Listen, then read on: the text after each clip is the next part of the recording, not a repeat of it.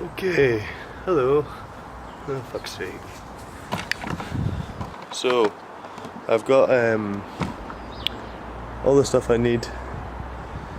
The engine was not looking amazingly clean.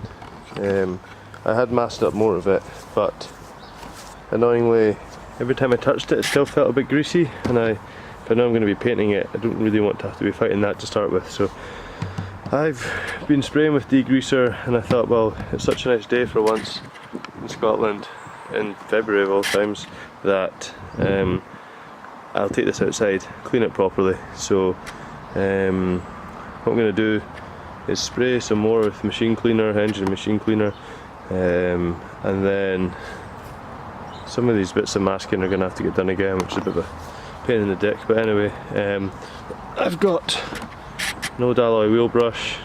I'll help agitate loose any of the dirt. With it being outside, I can easily turn it on its side. I'm going to fill any potential to get into the engine with blue roll. That'll hopefully stop any moisture getting in. I'll try and be careful of that as well. And then I've just got some car wash type stuff in a bucket to help rinse and clean the whole thing off. So the degreaser will hopefully get rid of the majority of it, and then I'll just go over with some good car wash, and then I'll rinse the whole thing. I'll bring it back into the garage.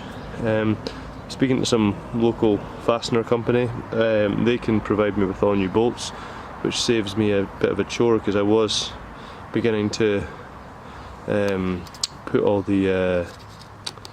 put masking around all these bolts, but it was just getting in the way and it was being a bit of a pain in the ass. So I'm going to get rid of that. So I'll take a quick video.